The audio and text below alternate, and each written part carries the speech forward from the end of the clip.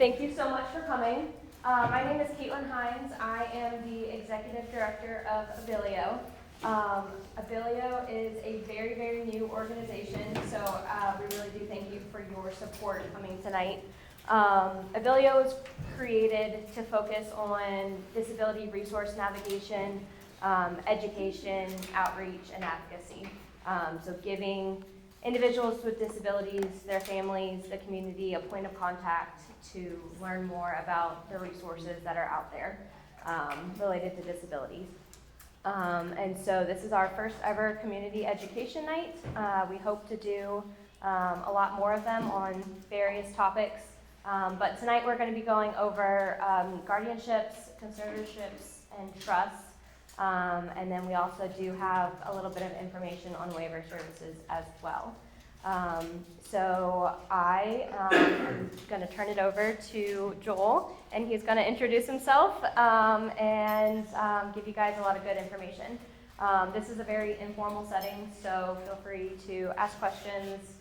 We're here for y'all to give you the information that you guys need to know. So thank you. Okay. Hi guys. I'm Joel Dorroh.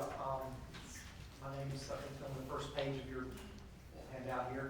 If you want to go ahead, I want to go ahead and give you my phone number and email address if y'all want to go ahead and write it down just in case you have any follow-ups, that type of thing. While you're getting that ready, I'll go ahead and emphasize what you just said, which is this is an informal setting. I can sit here and talk all night long about this, and I promise not to, but I can, but really I'm here to answer your questions. So as we go through this, if you have questions, raise your hand, say, get my attention, something, so that let's answer your specific question. Doesn't do us a lot of good if I sit here and talk all night and I don't answer what you really came here to get answers on. So we can take this in a multitude of different directions. I'm usually pretty good about being able to navigate away and then back to whatever we need to talk about. So don't hesitate to stop, get my attention, and ask a question as we go. Or I will also, some of y'all when I do these things, some of y'all are shy, want to come up afterwards, that's fine too. I'll stick around for a while afterwards if you don't want to ask me during the middle of this. My phone number, our office phone number is 205-345-2800. Again, that's 205-345-2800. And my email address is pretty easy. It's jdorroh, so Jdorroh, just like my name with just a J at the beginning, jdorroh at dorrohlaw.com. So just my name and LAW at the end.com. The firm is actually Dorroh and Mills. We have 5 attorneys. All 5 are versed in, there's probably 4 of us that do this on a regular basis, and one other one that at least does some of it sometimes. But at least there's 4 of us there that do this every day as far as trusts and conservatorships and guardianships and all the things that we're going to be talking about tonight. So it doesn't just have to be me. If you have questions, feel free to call them, and any of the other ones can also probably answer your questions also. But it's part of what we do. We do primarily 2 things at our firm. We do estate planning and probate work, which kind of go hand in hand. So estate planning is what you typically think about. Wills, powers of attorney, which we're going to talk about. Trust, which we're going to talk about. And then, when a person dies, probating their estate, or probate also handles guardianships and conservatorships. So in the state of Alabama, we have what's called a probate court that handles matters like this, and one of the things that they have what we call original jurisdiction, meaning you've got to start in probate court, not circuit court or district court, is guardianships and conservatorships. So we're going to get to talk about those in a minute, but the other thing we do is we do some business transaction work. We do, forming companies and leases and contracts and things like that. But half of what we do, or probably more than half of what we do, is the things we're going to kind of talk about or touch on tonight. With that said, I guess let's just kind of start with, I want to talk about guardianships and conservatorships. I want to talk about trusts and special needs trusts particularly. Before I get to guardianships and conservatorships, one of the first things I always do is clarify the difference between that and a power of attorney. Because I get so many times I get a phone call that says, you know, mom's no longer capacitated, or, you know, my son, you know, has some sort of illness and he's not capacitated, and he's 23 now, and so I need to get a power of attorney for him. And unfortunately, the answer most of the time is, well, if they don't have the capacity to understand what they're doing, they can't do a power of attorney. So the first thing is just kind of drawing that distinction between the two things. A power of attorney is a voluntary document that I or somebody would sign, allowing somebody else to act in my interest. So I'm voluntarily turning over the ability to do something on my behalf. When I do, I can still reserve the right to do those things myself. In other words, it doesn't say they're substituted for me. It says I can do it or they can do it. Okay, that's important. And I think it's important for everybody in this room that forget about what we're talking about tonight. This is just a shameless plug that everybody in this room ought to have in some form a will and a power of attorney. Okay? These days, so many things. How many times do you get on the phone and they say, well, we can't talk to you because that account is in your husband's name or your wife's name, or you're not the person, you know, we can't tell you what the prescription is even though you're married to this other, you know, that kind of thing. So we get so many HIPAA issues in medicine and with the Patriot Act issues in financial world that guardianships and conservatorships, yes, we're going to get there, but will and power of attorney for y'all before we get to that, okay? But that power of attorney is that document that says, if I become incapacitated, if I get to where I can't do things myself, I designate somebody to be able to act for me. So like in my circumstance, I have a power of attorney that says, if I become incapacitated, my wife is my power of attorney, okay? And then it designates somebody, it's a friend of ours, is the backup to my wife. I have a daughter, she's 14 years old, and so at some point she will probably become the backup to my wife. She's not, you know, capable now of doing that because she's 14. Speaking of which, I told you I could sit here and do this all night long. We're caregivers for my mother-in-law, who has dementia, lives with us full-time, and I've got a 14-year-old daughter that just made flag corps, and she's all excited about that. So I'll stay here all night rather than having to go home and deal with those things and let my wife deal with those. All right, so power of attorney is that it's a document, right, that says this is who is able to do these things for me. But again, voluntary, and has to have the capacity to understand what they're doing when they sign it, right? And that's the problem that we usually run into, is the person that needs it is already to the point where they don't have the capacity to understand what they're doing or signing. So that's when we have the substitute, and the substitute is a guardianship and a conservatorship. Unlike a power of attorney, a guardianship is not voluntary. In fact, it is the definition of involuntary. It is the court substituting somebody for that person.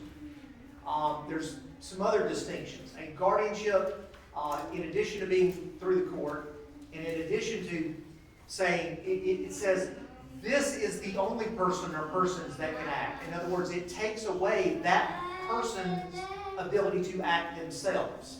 Okay? In most circumstances, there are things called limited guardianships and conservatorships, but those are really problematic, that we don't deal with them very often. But so the point being that with a voluntary power of attorney, I have to understand what I'm doing, but I can, in doing so, I can have somebody do it, and I can still do things. When we get a guardianship and conservatorship, it says, I can no longer do those things. The court has substituted somebody for me. And I had no idea, I wish I had a great handout to give y'all, I don't, but there actually, if you will turn in here, there's an article towards the back, and if you'll turn to page 9 of 15 down in the bottom right-hand corner, there's a pretty good explanation and definition of what a guardianship is in here. And it says a guardianship is used when in a court proceeding finds a person incapacitated, and according to Alabama ADAP, Alabama law defines an incapacitated person. It gives the definition there of mental illness, mental deficiency, and it can be chronic use of drugs or alcohol and things like that. But the key to it is, and lacks the ability to make or communicate responsible decisions. Okay, that's the bottom line, is they're not able to make responsible decisions themselves. So it allows somebody else to do that for them and make those responsible decisions for them. Third paragraph down there, the important thing I want to note here is that to be legally declared incapacitated, the person must have one of the listed impairments and lack the ability to make the decisions. The person petitioning for the guardianship must prove to the judge that the person is incapacitated.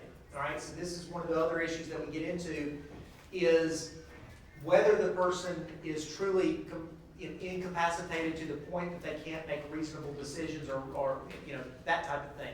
Because there are a lot of what we call bright line cases out there. Bright line cases just mean you have no question that this person's not capable of acting in their own best interest. We also have a fair number that are not so bright, okay? It's sort of that muddy, fuzzy, gray. Sometimes they make sense, sometimes they don't. Sometimes they what we call present well, which basically means, I always say, you talk to them 5 minutes and you think that they're completely normal. You talk to them 15 minutes and you go, no, they can't do this. So, there's a lot of gray area things there. So that's part of this is having to prove that through the court. So, again, general distinction, power of attorney is a document that I do, allowing somebody else to help me. A guardianship conservatorship is a court proceeding that substitutes somebody for me. So then yes, sir. I think you basically answered this, but I want to be sure that we all understand. It sounds like what you're saying is the bright line cases, there are certain medical situations where it's straightforward. But even in those cases, it has to go before a judge to make the determination. Is that right? That is correct. So I have, we have cases where a person, let's say, has Down syndrome, and there's, one of my secretaries has been with me for 30 years, had a child that was Down syndrome, low function, and basically all he could do is she would bring him to the office every day, and he would shred papers, right? He would just feed the shredder. If you met him, you would have absolutely no doubt this person is not able to make informed, reasonable decisions. But that still doesn't declare him incapacitated. I get the doctor to give me a letter that says this person has this syndrome, this illness, this injury. They're not able to make reasonable, sound decisions and need a guardianship. That still isn't a guardianship. It's a court. That court proceeding is the thing. So even with the issue, and even with the doctor's letter that says they have that issue, that still isn't enough to get around all of the issues that we're talking about with HIPAA and Patriot Act and all the things. Okay, so yes, it's a court proceeding. So that's a good segue. Let's then talk about what does a guardianship look like? What's required in order to get a guardianship? Okay, guardianship is and conservatorships are a proceeding in the probate court, as we discussed. Tuscaloosa County Judge Rob Robertson is our probate judge. Different counties, each county has its own probate judge, but that's ours here. He's great, wonderful. We work with him all the time. Let's draw the next distinction. You hear me using two words: guardianship, conservatorship, right? Some states sort of combine the two or use the same terminology with a slightly different variation. Some states just have a guardianship. Some states have a guardianship and then a guardianship over property. Alabama, we call them two different things. Guardian is over the person, so think making medical decisions, decisions about where that person lives, making decisions about the administration of that person, their caregiving, all of those type of things. Conservatorship is over that person's money, assets, property. Okay? So, again, sometimes we just need a guardianship. If a person does not have money or assets of their own, if all they're drawing is, they draw a Social Security check, like an SSI check or something like that, there's limitations, but generally speaking, we may only need to have a guardianship. That's important. We'll tell you, I'll get to the conservatorship in a minute, and you'll see why it's important, but typically when we're dealing with this, we almost always need a guardianship, but we don't always need the conservatorship. So we'll get to the distinction, but they are two distinct things, but you can apply for them together. It's quite common if we need that guardianship and the conservatorship that it's one filing, it's one document that we ask the court, and we get one document back called letters of guardianship and conservatorship, and that's the thing. It's not a letter like you think. It's an order from the judge with a seal on it that says this person is authorized to act on this other person's behalf. But guardianship, conservatorship. So let's talk about guardianship first, because a conservatorship is all the same requirements as a guardianship plus two things. So guardianship requires a petition from somebody that has an interest in that person, asking the court to appoint somebody on that person's behalf. Typically, you're asking for yourself to be appointed. I, as the parent, am asking to be appointed as the guardian for my child that has a need, right? It can be otherwise. It can be that somebody is asking for somebody else to be appointed. There are instances where there's just not a family member or somebody involved, and the court can appoint what's called the county guardian or the county conservator, and basically there are attorneys and caregivers that will serve this function if there's nobody else that's willing to serve that function. So, but it's generally a petition started by somebody that has an interest in the person. There is a hierarchy of being named that person's guardian and conservator. I'll go through this, and you don't really have to necessarily write these down, but the hierarchy is this. If the person at some point had a power of attorney, so most of you, I think, were probably dealing with people that have children that they never had a power of attorney before, but let's say the person at some point was an adult and they were capacitated, and then they had a wreck, they had a stroke, they had a medical incident, and they became incapacitated. But prior to that, they had a power of attorney. Then the person that holds that power of attorney is the first person that has priority of being appointed. The next person is that person's spouse. Next are the children, then grandchildren, then it goes up. So then parents, and then comes back down, siblings, nieces and nephews. So it's, holder of the power of attorney, spouse, and then it starts what you would think. Kids, grandkids, parents, siblings, nieces and nephews. So down and then up and down, okay? But there is a priority of being appointed. We always say it's a rebuttable presumption. So let's say that the person that is in that hierarchy listed first is a parent, but that parent is already incapacitated, or that parent is already struggling to the point that they don't need to be taking care of somebody else, right?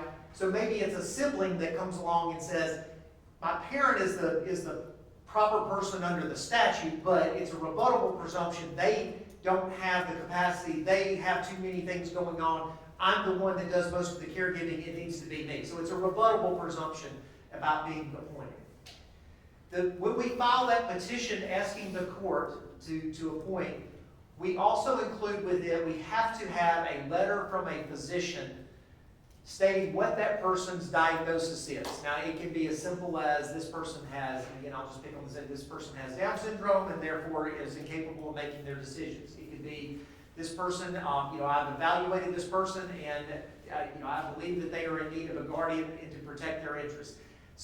Usually we like to have the diagnosis and the thing, but usually, again, these are important things to get from your doctor. If the person has a doctor, that doctor is usually more than willing to help with this.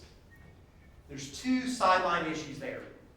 Sometimes the person, again, not so much with children, but particularly with adults, sometimes the person has become belligerent and they don't think that they need things, and so they say, I don't want to go see the doctor. I'm not going to go see the doctor. I haven't seen the doctor in a long time. And so we can't have that normal go-to doctor to give us our doctor letter. In that circumstance, the court will actually appoint a physician and say, this person has to go see this physician to be evaluated. Okay, so there is a workaround. The other issue that rarely comes up in Tuscaloosa, but there is at least two physicians that I can think of, that they want something from the court because of HIPAA. They think they can't provide this without HIPAA, under the HIPAA laws, that they can't provide it ahead of time. So they want an order from the court saying, provide this to the court. That, again, it's just a workaround that you usually work around with the But a petition, a doctor letter, so then that initiates a process. One of the things that has to be done is that if the person is under 16, we don't have to have any what we call service on that person. You don't have to physically serve them with the paperwork. If they are over 16 but under 19, we still have to serve them or get their what we call limited consent. If they are over 19 and incapacitated, we still have to serve them. Even though, to your point, it may be one of those bright line, there's no doubt, I have the doctor letter saying there's no doubt, I still have to serve them with the paperwork under the law.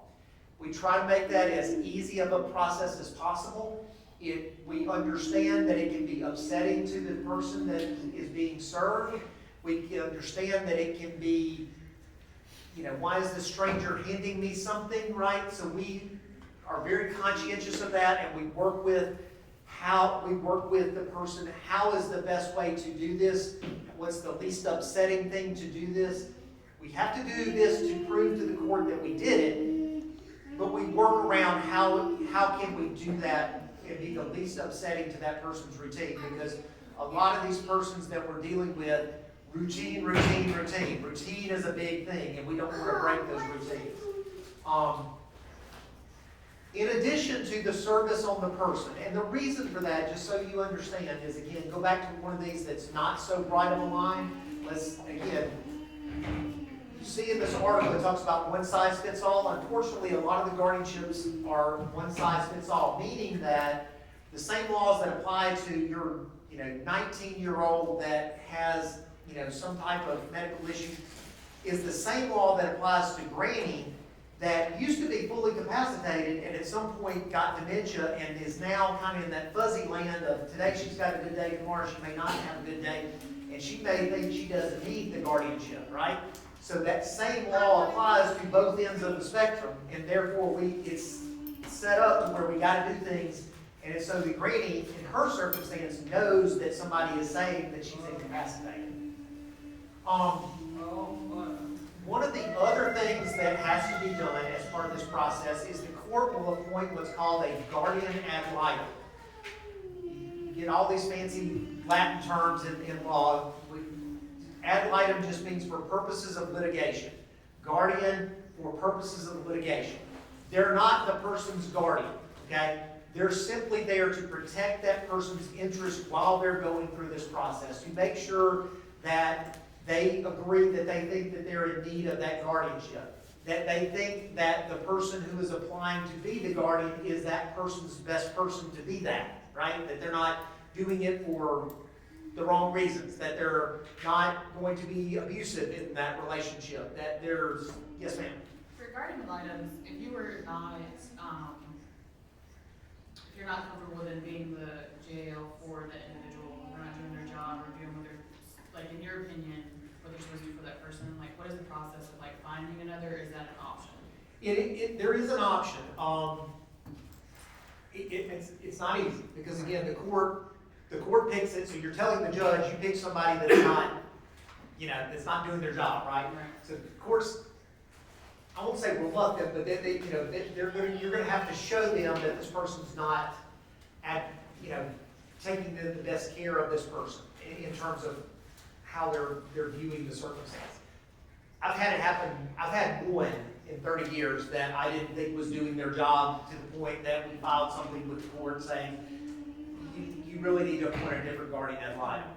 The court did in this circumstance, but just that's why I'm saying it's not an easy thing to do. But yes, you can ask the court to appoint somebody different, and you can appeal that decision if the court says no, we didn't, but we had the option of appealing that decision. The other experience some of us had with jail is at the beginning, when it's like a child abuse, foster care, adoption kind of situation. And in those cases, it's probably a different group of people. Yeah, absolutely. So what's going on is that the attorneys who are available for this are just more experienced, and so the court doesn't have as much problem. They are more experienced in this area. So the ones that you deal with in juvenile court, the ones you deal with in divorce court, the ones you deal with in family court, are usually, there's maybe one or two that overlap. Most of these are specifically guardian ad litems for probate process, right, for this type of thing. So Yes, it's a completely different subset of attorneys, okay? And they have different roles. In juvenile court proceedings and those type of things, the guardian ad litem has more of an advocacy role. They're supposed to advocate for that person.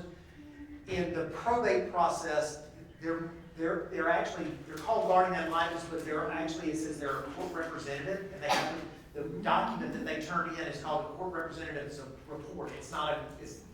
Basically, they're not necessarily advocating that the person doesn't need this. They're supposed to report to the court what they think is in this person's best interest. So, not only is it a different group of attorneys that get appointed in these cases, but their roles are actually similar but different, if that makes sense. Their role is still to try to look out after this person's best interest, but again, it's not necessarily an advocacy position as opposed to some of the other courts where that might be the case. Is that kind of, okay. And there's, the normal group of us that are GALs, there's probably 8 of us in town that do it on a regular basis. And it's kind of like, this attorney, there's a small group of us that do these probate things, and relatively speaking. Well, one day, this guy's petitioning, and I'm his GAL for, his situation. Tomorrow, I'm the one filing, and he's my GAL. So I don't mean it to sound like it's a good old boys club, but or girls club, no offense, but because there's certainly, in fact, I've got one in my office that does it. We all have the same sort of outlook on this, right? So it's a very different outlook. So anyone in your group, Yes. you could just switch out? No, not in my group. So in other words, not in my when I say group, I'm talking about there's a handful of attorneys in town that do probate work. Okay. Okay, so not. I don't do criminal Not for defense all. work, and I don't do plaintiff's injury like the billboard guys I don't do that type of stuff. Okay. So when I say group, I'm talking about the people in town that do probate work on a regular basis. There's only a group of about maybe 8 or 10 of us that do it on a regular basis. I'm saying I've had a bad experience with, one, not doing anything. Without me asking, the circumstances that you were in, you were not in probate court, right? You were either in circuit court or juvenile court. Family court. Family court, yeah, that'd be circuit court, yeah. Juvenile or circuit. There are some criminal attorneys people. Yeah, so again, right, so, again, that's the kind of thing, it's different settings, it's in different groups. So, I tell you that to say, we've got a really good group of people that do this in Tuscaloosa. Now again, they have to go off sort of this list, and it's not necessarily completely random, but there's a list, if you will, of people that have signed up to do this. And typically, we're gonna know them and have dealt with them multiple times in the past because it is a very small group. The ones you're talking about, that list is about 30 attorneys big, or maybe even more. So it's a smaller group that all do kind of just this type of work. All right, so we filed the petition, we submitted our doctor letter, we've gotten the guardian ad litem appointed. The guardian ad litem, as part of the process, will interview the person, and will interview the person, the petitioner also, and then make a report to the court. There also has to be notice sent to all of the heirs, okay? So the heirs in this case, again, it depends on who's petitioning for who, but let's assume for a minute it's one of the parents is petitioning for their child, either an adult child. Then both parents have to be notified, unless parental rights have been completely terminated, not just custody, but parental rights have been completely terminated. Both parents have to be notified. What if they're disabled as well? The child and the husband? Then Incapacitated? you're gonna kind of laugh, but then there's a guardian ad litem appointed for that incapacitated parent. Another fee. Yes, and most of the time, just so you know, the fees, it's pretty normal fee is about $200 to $300 for a guardian ad litem. If it's if it's simple, and I guess by simple, I mean kind of one of these bright line, no real issues, type issues. That would be probably $300 would be an average one that I see. Sometimes it's less, sometimes we can even do letters consenting and that kind of thing. No, he's got, he's got a, yeah, a garden. So if It that, would go to them. So let's assume for the minute, we got two parents, and one of the parents is also disabled, right? Incapacitated. Then there's a guardian ad litem appointed for the child, okay? And there's a guardian ad litem appointed for the adult if parent. that adult parent already has a guardian assigned, like a guardian, A true guardian, yeah. So if they already have a guardian, then a lot of times that guardian can consent on their behalf. I got a complicated. And again, these things, most of the time are simple, but there can be layers to the onion, okay? You just gotta peel it back and get to it. All right, so we gotta send notice to the heirs. Let's say it was, yes, ma'am? Hey, so when you said 200 to 300, is that monthly, yearly? or- No, that's a one-time, that's a Oh, one-time. that's a one-time payment. That's for the purposes of this litigation, so it would be just for the purpose of that hearing. Oh, okay, Yes, okay. ma'am. It's a good question, though. I should have clarified that. And there is one in a minute that's gonna be an ongoing thing, but not this, okay? Okay, And okay, not really on guardianships. okay. So at this point, well, also on heirs, let's say it was one of the siblings that is requesting, then all of the other siblings would have to get notified. So if there's 6 siblings, that person lives with one sibling, they're the caregiver, they're the ones that's doing everything. All the other 5 siblings have to get notified of the hearing, okay? Finally, you have the hearing, it's in front of the judge. The judge will, usually it's not a court proceeding like you think of where it's raise your right hand, swear under oath. It can be like that, if there's controversy, if there's, what we call competing petitions. So let's say it was a sibling, and this sibling applied, and this sibling said, no, it doesn't need to be you, I'm applying, and the court's picking between the two. Sometimes we have, testimony under oath like you think of, and the judge he wears his black robe, but we're sitting around a conference table. It's not a courtroom where there's a witness box and a jury box and a big tall, judge sitting up on a stool. It's very much like, just kind of like what we are. We're all sitting together around a conference table. The judge will ask, the attorney representing the petitioner to basically lay out the facts. They'll ask the guardian ad litem for their report. And then unless there's some issue or controversy that needs to be addressed, usually that's it. I mean, the court will go, okay, I agree. And we'll have the letters issued that day most of the time. If there's a controversy, the judge will usually, what they call, take it under advisement. That's just to let the courtroom clear and that type of thing, but usually we'll get an order within a week or 2. But that's the process for the guardianship. As part of that guardianship, a guardian under Alabama law can handle up to, just changed about 2 years ago, up to $10,000 of that person's money or assets. Okay? If they have more than $10,000 in money or assets, that's when we do the additional step of getting the conservatorship.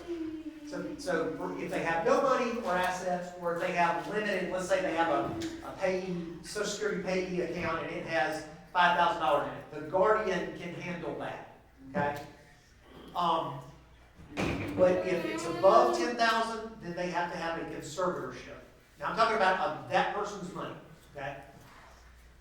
When you do a conservatorship, it's all the same things I just told you. It's a petition, it's a guardian ad litem, it's a doctor letter, it's all the things, it's notice to the heirs, it's all the same things.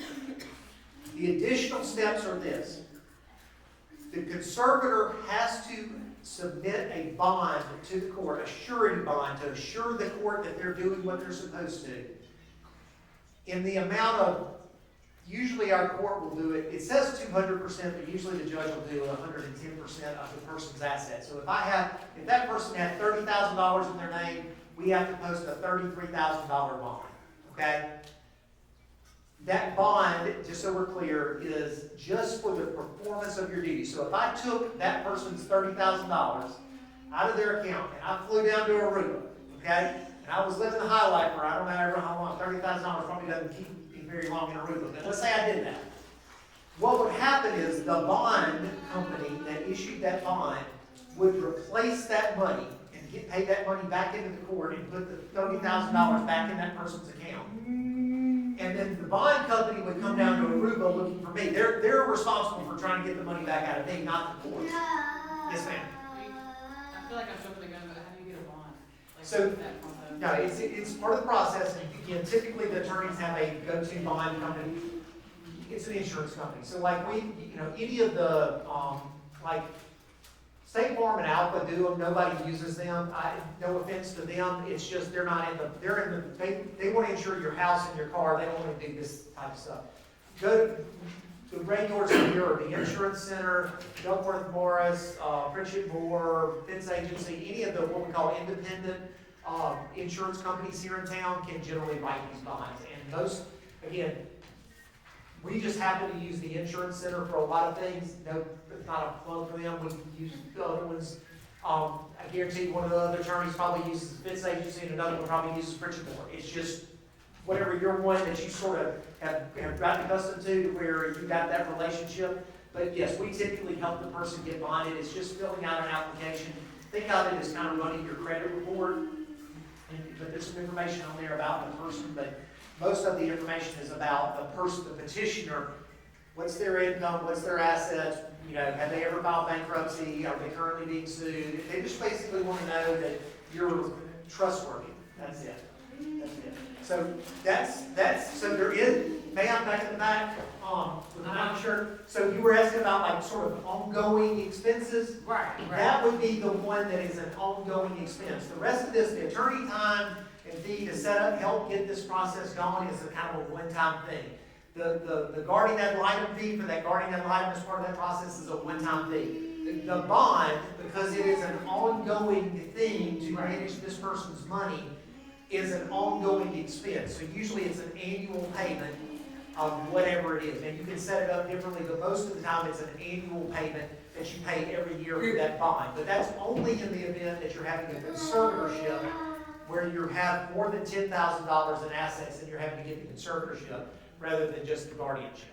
Right, like with my situation, it's just me, right? And I have 2 boys with special needs. If something happened to me, I have one verbal and one is nonverbal. Yes, ma'am. If something happened to me, would I need a guardian or would I need both of them? So in your circumstance, they would it depends, okay? Right. Famous lawyer term, depends. Okay. They would need a guardian for sure.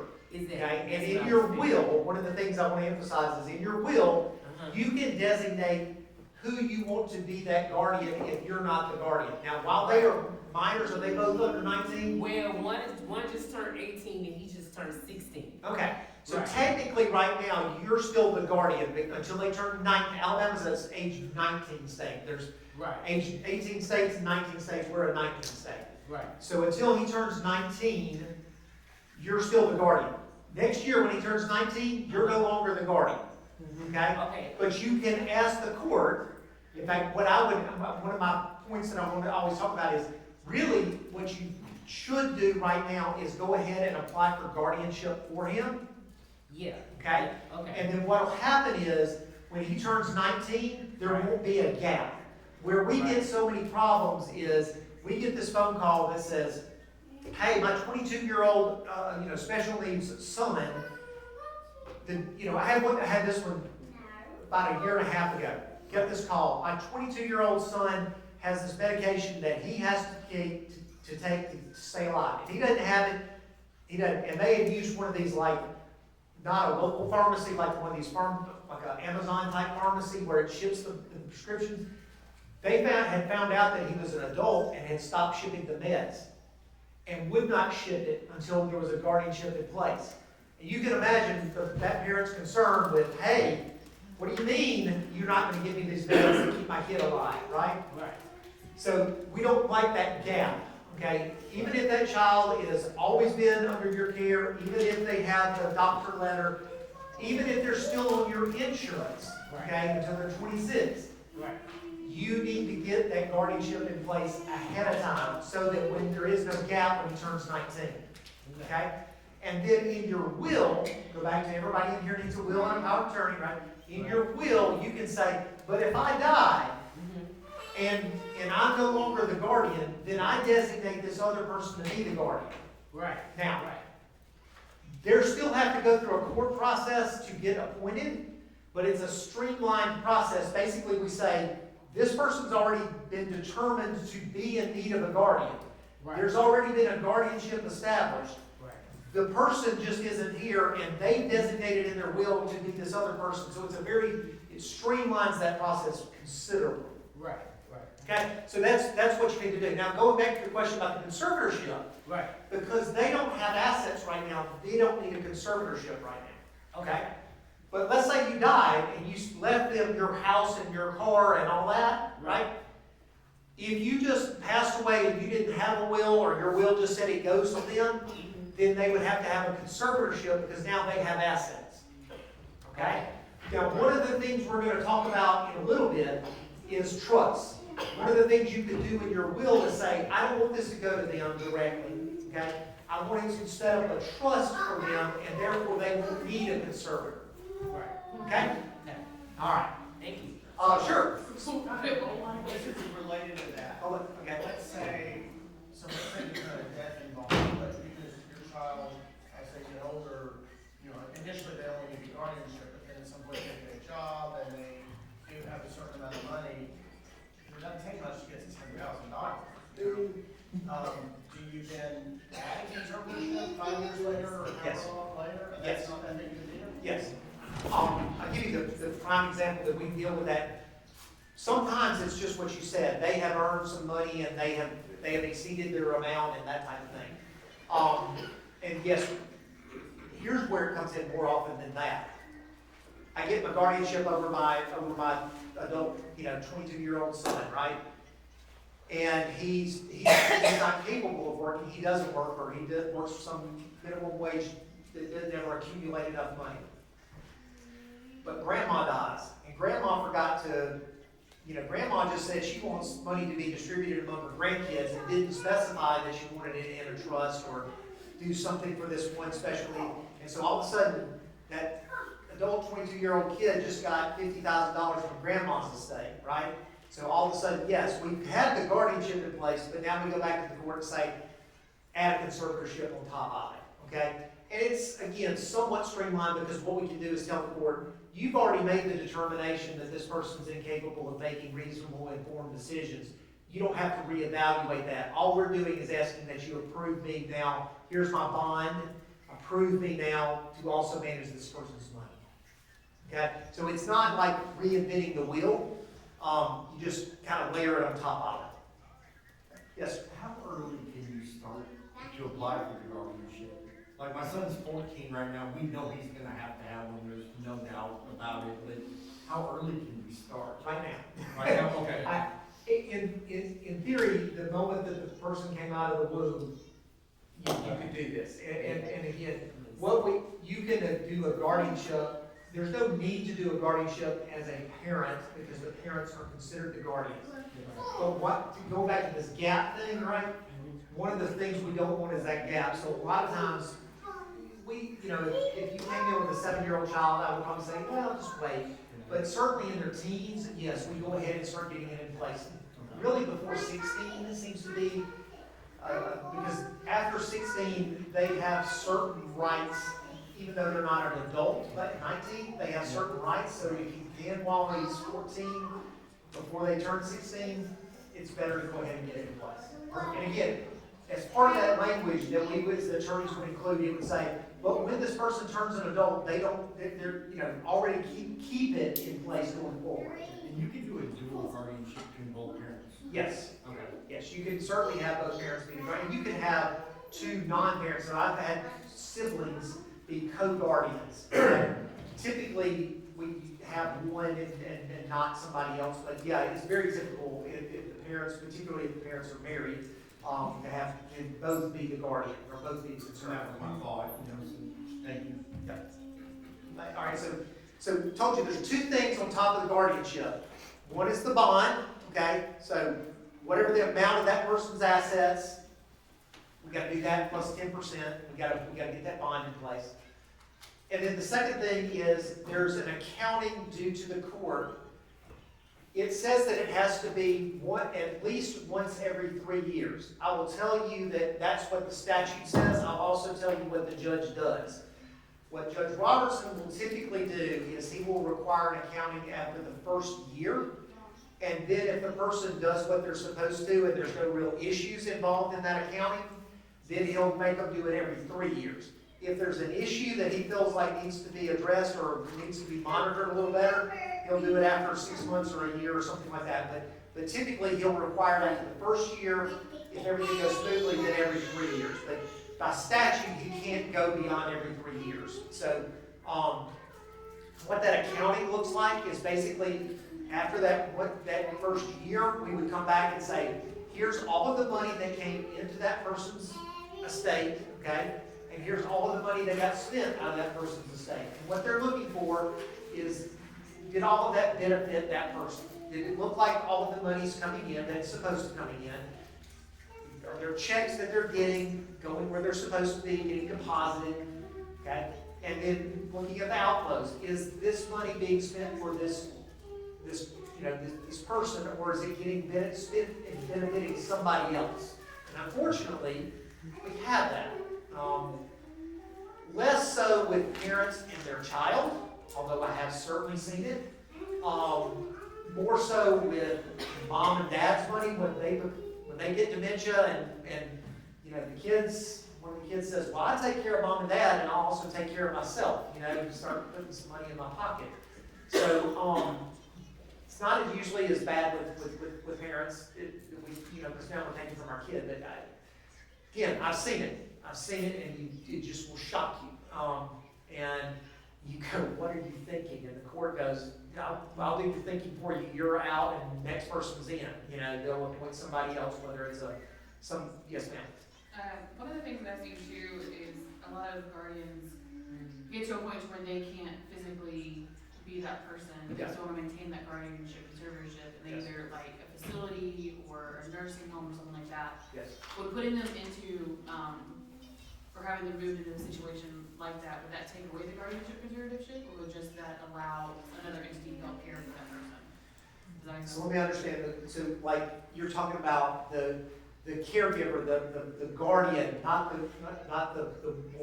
ward, not the board. The guardian themselves becomes incapacitated. Is that what Well, not so much incapacitated, but like, let's say that the person you're caring for, memory becomes, it would be better off for that person to be in a memory care Oh, absolutely. facility or Yeah. something like that. At that point, are they now like no longer the guardian, the facility is the guardian? No, Or do no, you no, keep no, that no, no. guardianship? No, your guardianship stays, because you're still making that person's, what the facility is going to do is call up and say, hey, they're not taking their medication, do we have authorization to give it a different way, okay? They're going to call up and say, hey, we think this person needs to go to the doctor, but we need some authorization to get, so you're still the guardian and making the decision. The facility is just communicating with you as that person's guardian.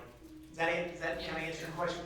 On the conservatorship side, they don't become the conservator at all, okay? Nor do they want to be. Sometimes though, if what they're receiving, all that they're receiving is like a social security payment or something like that, sometimes they can just get assigned to the facility, so that they become sort of the payee of the account. But it doesn't have to be that way. Sometimes they basically just become the payee on the account, if that's all the person has, but otherwise no. Even if it's a state facility? Yes, ma'am. Even if it's a state facility, they will become usually they will become the payee if it's a state facility, but they still generally do not. In fact, there was a wave, probably more than 10 years ago, when they first started pushing everybody out of Bryce and pushing them into the community, that real strong push about 10, 15 years ago. Everything to me was 5 years ago, so forgive me. 10 or 15. About 10. It's about 10, does that sound all right? Okay.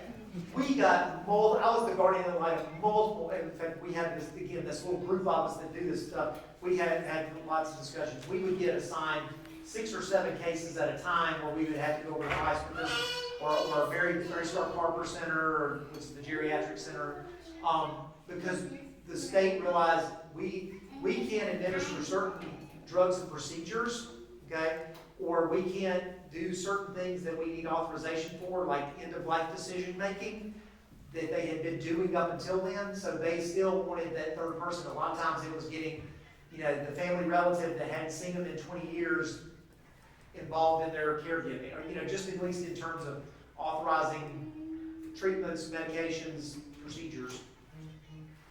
Does that answer? All right, so told you there, and again, this accounting process is really simple. Basically, it's a petition. Here, usually there's one checking account, okay? So here's the money that came into the account, here's the money that went out of the account, copies of all the checks for the last year. Guardian ad litem gets appointed to review it, court blesses it, and we get down the road for the next 3 years, and then 3 years more down the road, we come in and do the same thing. So bond and that annual, or what we call triannual accounting, are the two things that the conservatorship require, in addition to all of the things that the guardianship requires.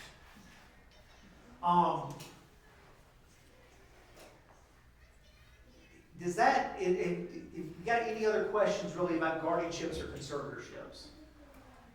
So I could just call you and just set up an individual appointment, or Okay. call, right? Yes, ma'am. You just Okay. call the office and they'll set an appointment, and you'll just come in and say, here's my 2 children, here's their doctors, and we'll work. And if there is anything that you don't bring, I'll give you your laundry list of here's the 3 or 4 things I need you to gather up for me and get to me, and that kind of thing. Okay, Yes, ma'am. okay, thank you. All right, let me take hers real quick, then I'll. How long does it typically take to get everything in place? If it's just a guardianship? In a normal circumstance, probably 60 to 90 days. Because he's definitely a bright light. Yeah, okay. Yeah, typically 60 to 90 days.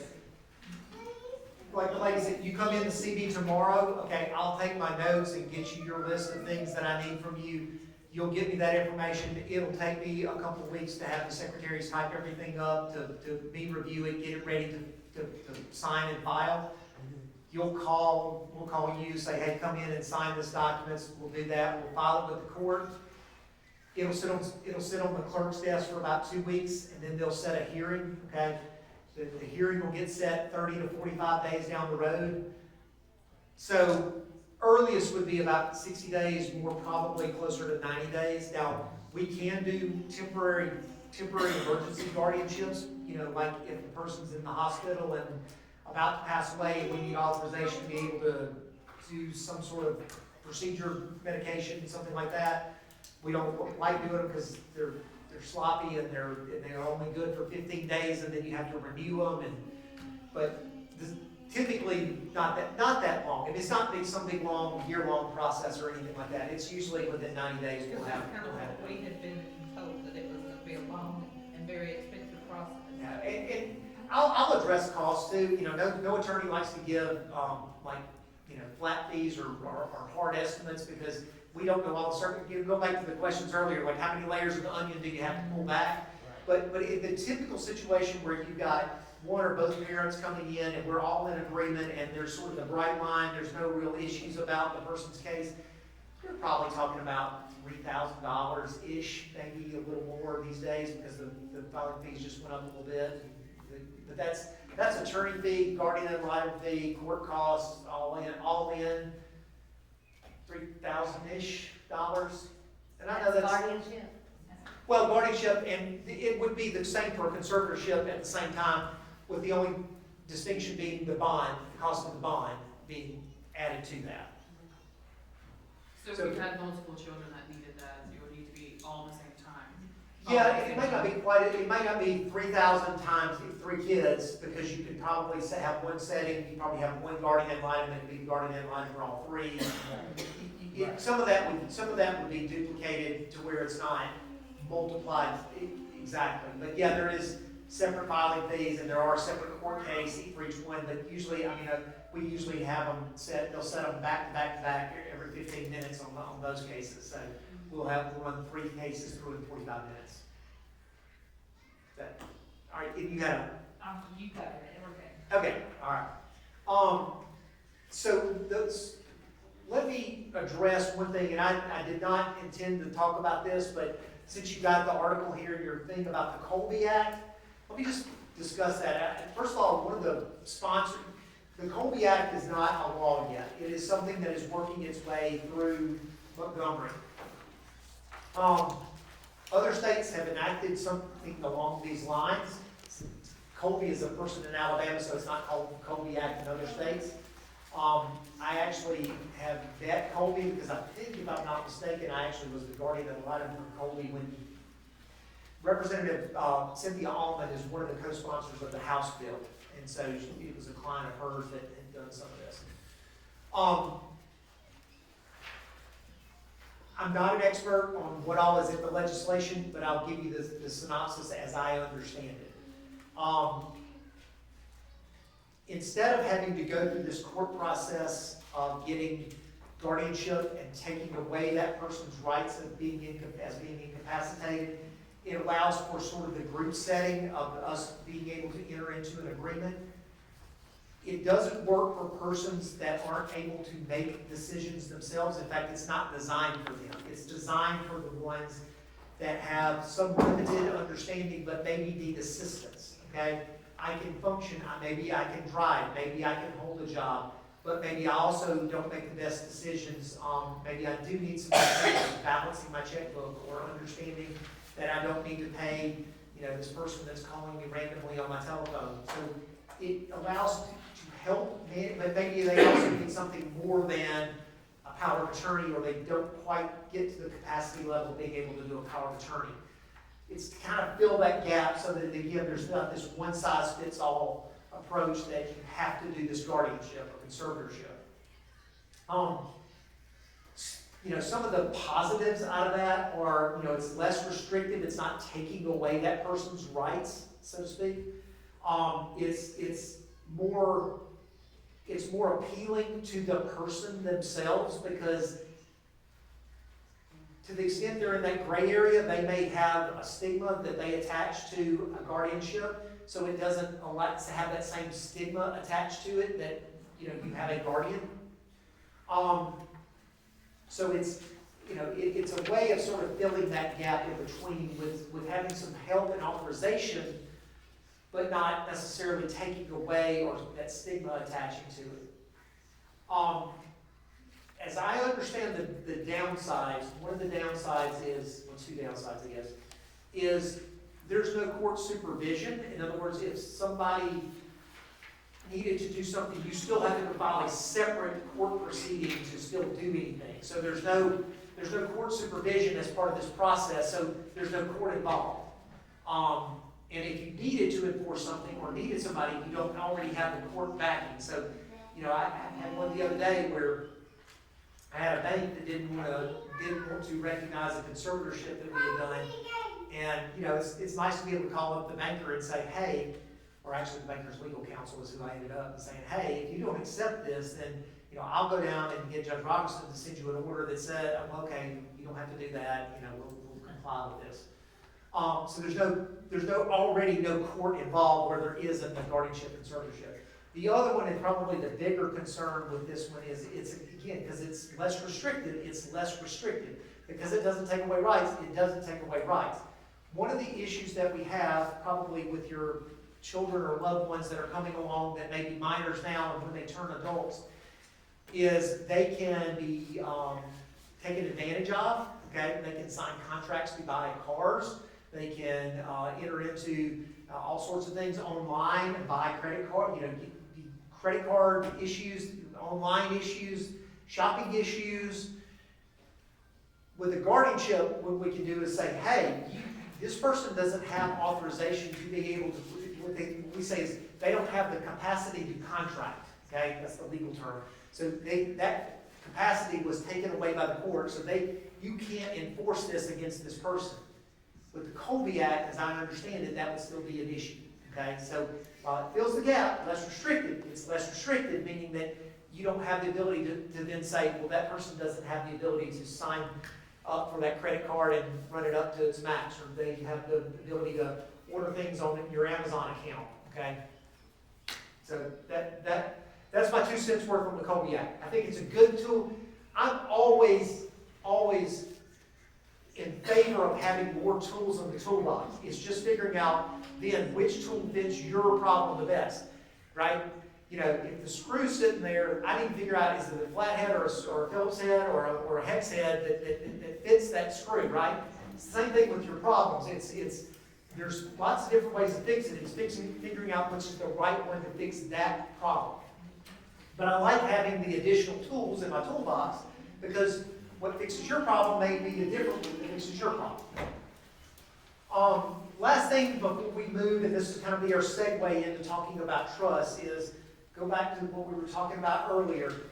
Emphasize, even if you do the guardianship now, as part of that, what I would also recommend is do your estate planning such that your will says, and if I'm not the guardian, here's who I designate. Because then you get to pick who it is, and we don't have 2 grandmas arguing over who it is, or we don't have 2 siblings arguing over who it is, or that kind of things. I will say, if you do a will, everything in your will is generally enforceable. This is the one provision where I can say that it is not necessarily automatically enforceable, meaning if I pick somebody to be the guardian in my will, the court does not have to use that person that I pick, because the overriding concern on all of this always is what's in the best interest of the ward. Okay, and if the court determines it's not in the best interest, they can pick somebody else. I will say again, done this for 30 years, I don't think I've ever not had that happen. I just point out that that's the one thing that I can't guarantee that if you said I pick John to be my guardian if I'm not here, that the court's going to appoint John. There's about a 99% chance that they will, but I can't guarantee it. Okay? All right, so let me use that as our segue then into talking about trust, because trusts are not, they're about the person, but they're really about what you're wanting to do for that person, okay? Meaning this, typically when we talk about a trust, we're talking about typical scenario.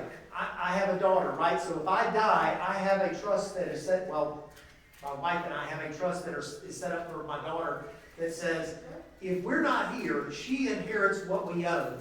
But she's 14 years old and unfortunately loves Lululemon way too much. And so we need somebody else to manage this. Now in her situation, she will, once she gets old enough and mature enough, she will be able to handle her own things. So in our circumstance, we have a trust for her, but it's what we call a management trust or a children's trust. It's not the special needs trust that we're going to talk about in a minute. The biggest distinction there is it allows somebody else to manage her money for her, her assets for her. It would allow them to determine what needed to be bought for her. I always say trusts are the ability to say yes to the things that are needed, but also no to the things that are wanted, right? The classic example is I set up a trust for my daughter. She turns 16. She goes to the trustee and she says, I need transportation to get to school, or I need transportation to go to college. I need a Corvette. And the trustee goes, no, you need transportation. You don't need a Corvette. You need a Camry, right? So the idea is to be able to pick a trustee, that we'll talk about in a second, but pick somebody to manage this that can recognize the needs that need to be met. They need transportation, but not necessarily cave to every want. Not just say yes to the Corvette, but provide for the need of the transportation. Does that make sense? Okay. So we do lots of trusts, and if you have children in here that don't have special needs, you may want to set up trusts for them even though they're not special needs. You may want to set up trusts for them that in circumstances says, well, she can manage, this other person manages until she gets to be 25, at which point she gets a certain percent of the assets, and then they continue to manage the rest until she's 30, at which point she gets the rest of what's in the trust. right? Now, I may get to 22 and decide she's still not old enough, mature enough, so I may extend that to 35 or 40 or her lifetime, okay? And we do trust for kids' lifetimes where they're just not that they're incapacitated, and not that they're not capable of making rational decisions, it's just that they're not making rational decisions, right? It could be life choices, it could be spouse choices, it could be just complete disregard for money management, but I have somebody else managing that. So a trust generally consists of three things, okay? A trustee, a beneficiary, and the Latin term is res, R-E-S, but we call it the thing. What does the trust have in it, okay? So the trustee is not the person who gets the benefits of the trust. They're the manager of it. Now, the trustee and beneficiary, in certain circumstances, can be the same person, but probably not for the things we're talking about. But the trustee is the manager. They're the ones that determine how this money is invested. Do I sell this piece of land and convert it to cash, or do I hold this piece of land? Do I say yes to the Corvette, or do I tell them, no, here's your budget? Do I provide for them? You know, they come and they say, I need $1,500 a month to live on. Okay, well, maybe that's within the constraints of what to do that. They're making all of those decisions about needs, wants, how to manage things, how to budget things, how to invest things, right? So it's all of those things. That's what the trustee is. The beneficiary is the person who that benefits. You said the word Benny in there, benefits, beneficiary. Usually in the circumstances we're talking about here, the child that's benefiting from this, okay? And you can have more than one beneficiary of a trust, but typically in these circumstances, we would do individual ones for each, for the individual children.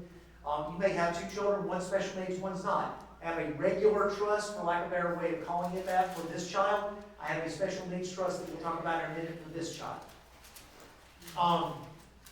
So the trustee is the manager, the beneficiary is the one holding their hand out and saying, I need, okay, or that gets the benefits of it. I'll also say with the trustee, it doesn't have to be that they just put money in that child's hands. It can be that they pay directly they set up automatic payments so that money comes out of the trust each month to pay for certain things that child needs, right? And then finally, the thing, right, the race, the thing. People get hung up a lot of times, and I hear people ask a lot, well, where is the trust? Okay, or what bank is the trust? Well, the trust isn't a bank, or it's not an account, okay? The trust is just like a person. And I guarantee you that every one of you in here probably owns a house, owns a car, and has at least probably two accounts of some sort, like a checking account and a savings account, or a checking account and a retirement account. Well, a trust can have the same thing. A trust can own real estate. A trust can own the car that person drives. A trust can have multiple accounts. One's the checking account that I write bills out of. One's the investment account that's more long-term run that I want to increase in value over time. And it can move money out of the investment account into the checking account to pay the bills, just like you did. So when we say the thing, it's not a place, a bank, okay, and it's not an account, although sometimes we have trusts that the only thing they have is one account. It can be whatever they own. Real estate, accounts, multiple accounts, other things like cars, that type of thing. It can own this, let's say I have a child that has, cerebral palsy and needs a specialized van to be able to, get in and out. That the trust can own the van, okay? So all of the trustee, the beneficiary, and then what the trust itself actually owns. So we talked about regular trust a little bit. Trust in that circumstance meaning just that it's somebody else managing the money. In this circumstance, let's say I picked some good friends of ours. I'm an only child, so I don't have any siblings to pick as our trustee. My wife has one sibling, but I'll just say she's probably as close to an only child as she and her sister don't always see eye to eye. We'll just say it that way. So particularly when it comes to child rearing. So anyway, we have some friends that we've designated to be the guardian and to be the trustee. Now, to be clear, the ones you designated as the guardian doesn't have to be the trustee.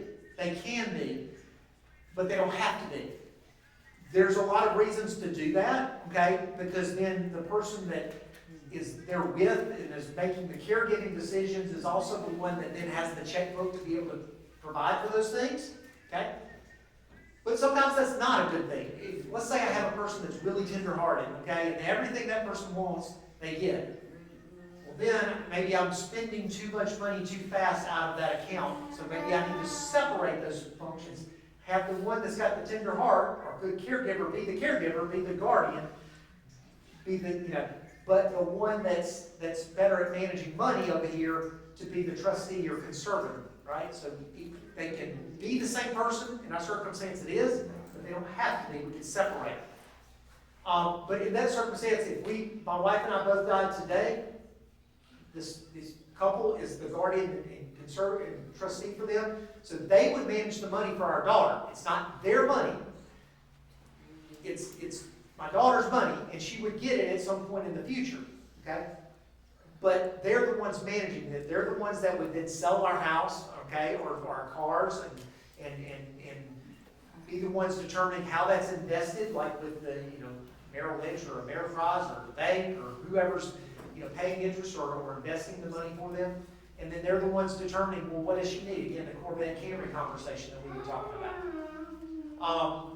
My daughter, okay, is 14 right now, so she's just old enough to hold out her hand and say, I need, okay? Way more often than she probably should. Not my daughter, but, she's 14. As she gets older, that hand's still going to be out. Some point, hopefully, she is able to manage her own affairs, and then she would be doing that. That's a regular trust, like we're talking about. There is a thing called the special needs trust, and we'll kind of start working towards the end here. A special needs trust, so many adults, once they become an adult, they have no source of income, okay, unless they apply for SSI, okay? They have no source of paying for medical bills. Well, maybe they're on mom and dad's insurance for 26 these days, but after that, they have no source of ability to pay medical bills, so maybe they need to go on Medicaid. Well, SSI and Medicaid are both what we call means tested. Means tested simply means that you can't have more than $2,000 in assets and more than about $2,700 in income and qualify. Okay?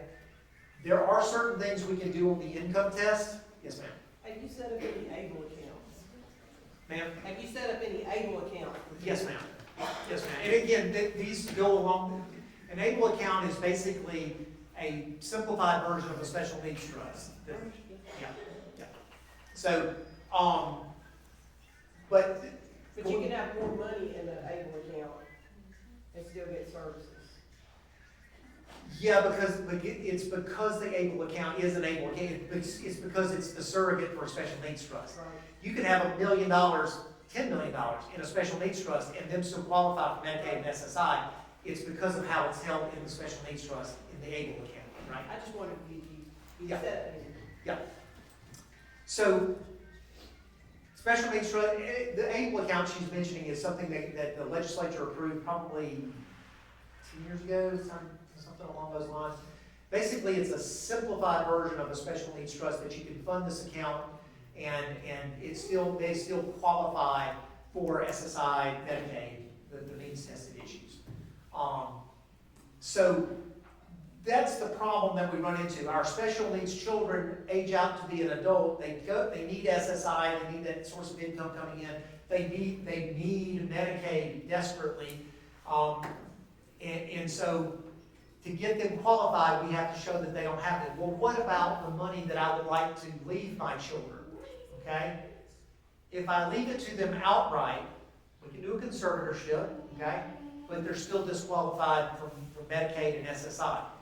I can leave it to them in a regular trust like we talked about a minute ago, to where somebody else is managing it. But unless it has certain language in there it still disqualifies them from SSI and Medicaid.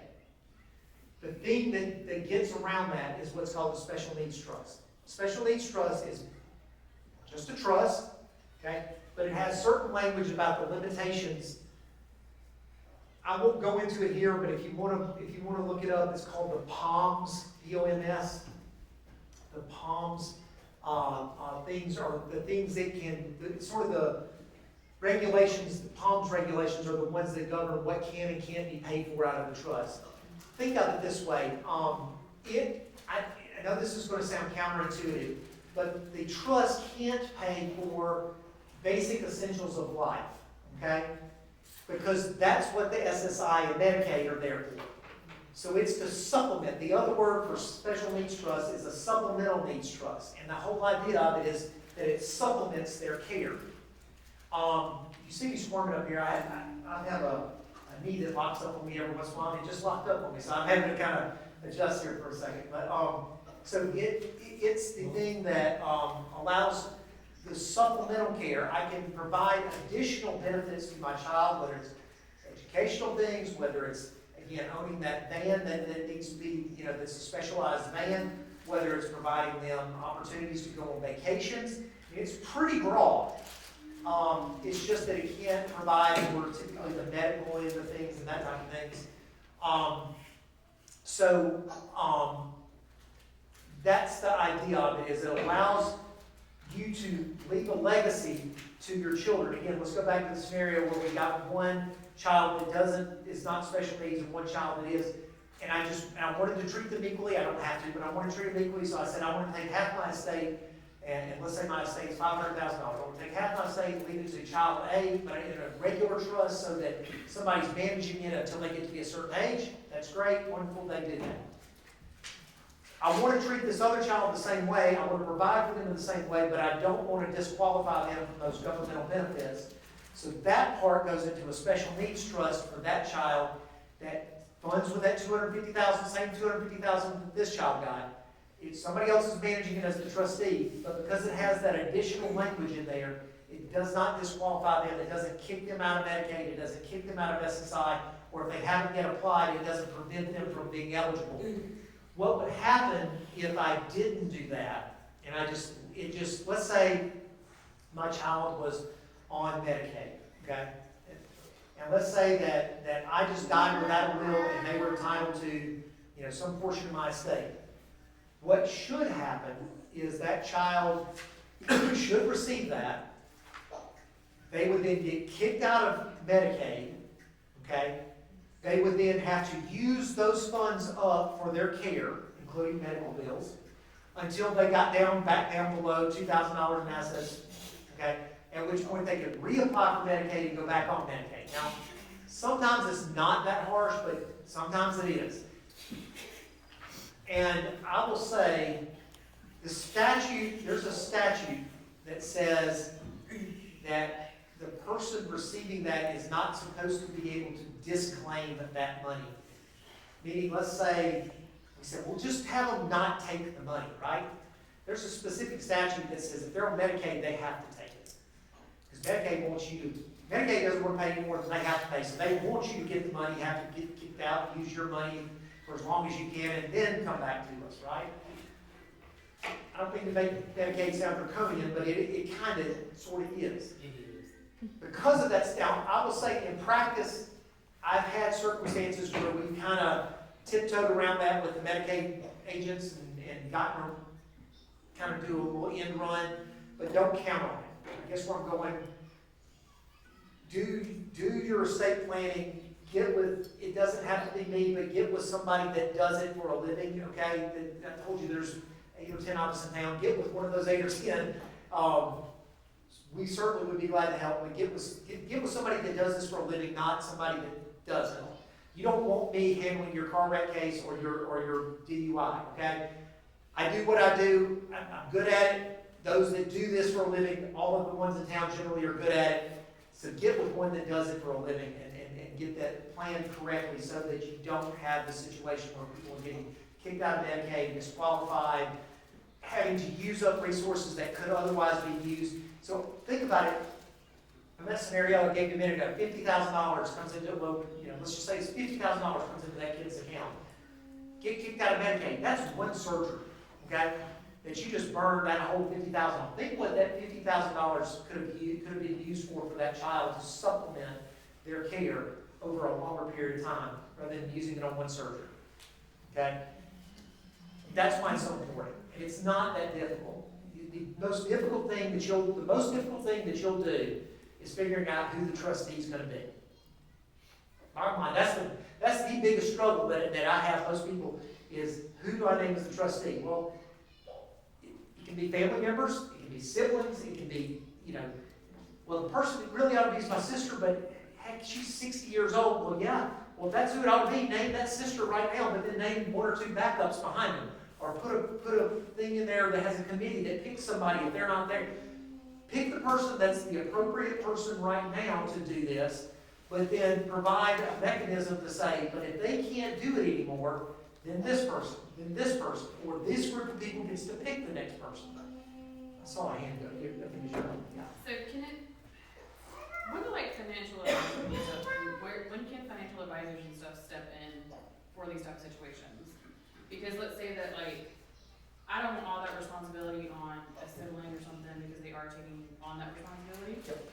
So when can I put in this type of trust of saying, at this point, I've designated this person to be a sounding board for this decision? Does that make sense? So I'm going to give you a couple of different answers. So let's say I designated this couple as our trustee, right? They absolutely can use a financial planner to help budget, to help come up with an investment plan for the long term, to be the sounding board about, do I need to own less stock and more CDs or vice versa? How do I create the stream of income that this person needs to care for them? Absolutely, it's just the trustees making the decision, but they absolutely can solicit the professional advice of financial planners, accountants, other people that deal with this, right? Mm-hmm. If you want to take that burden off of them altogether, then there are certain ones that will do it, meaning that most financial institutions, not banks, but most Merrill Lynch, Ameriprise, Raymond James, Edward Jones, financial group, right, type stuff, have trust departments that they will actually serve as the trustee. Usually we don't go that route, okay? There's two reasons. The first is most people are cost averse, okay, because they typically charge 1% of the assets under management as a fee. So if I've got $1 million with them, they're charging $10,000 a year to be the trustee, right? Okay. I'm not so hung up on the money, okay, because if there's $1 million there, they're generating enough to pay for that and plenty more. The other issue, though, is that person that's at Raymond James or Merrill Lynch doesn't know my child, okay? And they do as good a job as they can, and I'm not knocking them but typically I'm going to have a family member or a friend that knows my child better than they do. And so what I'd rather do most of the time is I pick the trustee, and the trustee picks the financial advisor to plan them. And they can change the financial advisors. I mean, again, just because I have an account at Ameriprise and I'm working with this financial planner, if I don't think they're doing a good job, I just switch the account to Merrill Lynch and use the financial planner over there. That makes sense? So, yes, you absolutely can. We call them corporate trustees. Okay, you can have a corporate trustee that is the trustee of these trusts. The biggest issue that we have with corporate trustees, beyond fees and beyond them not knowing, is they have become so they won't touch accounts. None of them will touch an account below $500,000, and most of them won't touch an account below $1 million these days. And it just, most of us are just not in that category. Okay. If I don't have $1 million, they don't want to touch my account. And so if you have that, they're glad to. Okay. They'll beat your door down. But below that level, and again, most of the estates that we're dealing with just aren't quite to that level, or not high enough above that level to where they're knocking down our door for that business. So usually you have an individual trustee that has the responsibility of doing the things, but have the professional management of the money that's invested. Does that make sense to everybody? Okay. Let me throw in one other thing about special needs trust. You'll hear, if you're Googling around, okay, you're going to see reference to what we call first-person trust and third-person trust. There's two things that are different about them. There's still a special needs trust. They have all the same language, they have all the same restrictions, they have all the same things that they can do. They have all the same abilities to allow that person to qualify for Medicaid, SSI, and everything else. The first thing is just what it says. Who created the trust? If I say in my will, I am creating the special needs trust that funds when I die, the money came from me, so it's a third-person trust. That money never belonged to my special needs child, right? Okay? Because it never belonged to them, I get to dictate all the terms. I'll get to why that's important in a minute. A first-person trust means that money came into my hands as the special needs child. Excuse me. And because it came into my hands, technically, even though somebody else is setting it up, I'm the one that is deemed to be setting it up. So think about that scenario where I told you a minute ago where I've got a special needs child, they're an adult, I've got the guardianship, and I did everything right, and I planned and I did the trust form, but grandma didn't. But grandma left some money to that grandkid, right? And grandma left them enough money to disqualify them from Medicaid and all the things. I told you the scenario a while ago. What's supposed to happen is they get kicked out of Medicaid, SSI, use up all the money, then they go back in. There is a way around that. Medicaid, SSI will allow us to set up accounts, whether it's able accounts, special needs trust. They will allow them to set up what's called a first-person trust, still a special needs trust, still is all the things allows it to do, still allows them to qualify for Medicaid and SSI. That's the key to it.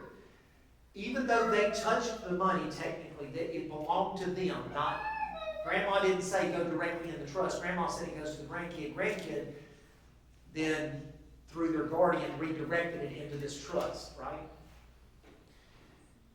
All that to say, it still qualifies, and it still keeps that person from having to get kicked out of Medicaid and having to get kicked out of SSI. That's why you wanna have it set up ahead of time Bingo. for a grand. That's right. And here's the biggest after effect. There's one major difference between the two other than who sets it up. And that is, in the first person, it has to have language that says, and when that person dies, if there is any money left in that trust, it has to go to repay Medicaid for anything Medicaid paid on that person's behalf before anything else goes out to anybody else. Whether it's that person's kids or that person's siblings. Go back to my 2 kid scenario. Let's say, it says it has to be used first to repay Medicaid before it can go to the other persons. A third person trust that I set up correctly and funded into, correctly, it can say, when I die, this goes to that person's kids, siblings, whoever, and Medicaid doesn't have to get reimbursed. Okay? So, go back to my scenario, 2 children, right? One's special needs, one's not. In that special needs, let's say I got that $500,000, $250 goes into one, $250 goes into the special needs trust. If it's a first person trust, I didn't create the trust, it went to that child and they, through the guardian, created that first person trust, and then they died the next day. Well, let's use an example. They had some surgeries and then they died. Medicaid gets reimbursed all the money out of that trust and probably sucks up all the money out of that trust, and nothing goes back to the other sibling. Okay? In the one where I set it up correctly and it goes in there as a third person, that same scenario, they have some surgeries and then pass away, whatever's left in there, I say goes to my other child, they get it. Okay? So, first person trusts have a place because it keeps us from getting that kicked out, kicked in scenario. But the third person setting it up correctly to begin with is far better. And it could even be that grandma, so here we have this happen all the time. Parents of a special needs child come in and they set up a special needs trust. And they say my estate or part of my estate goes into that trust. Well, grandma says, well, I want stuff to go to my grandkids. They can say, I got 5 grandkids, 1 special needs, 4 of them get their money directly, 1 of them gets theirs in the special needs trust that you set up, right? In other words, grandma doesn't have to set up her own special needs trust. She can piggyback off the special needs trust that mom and dad set up.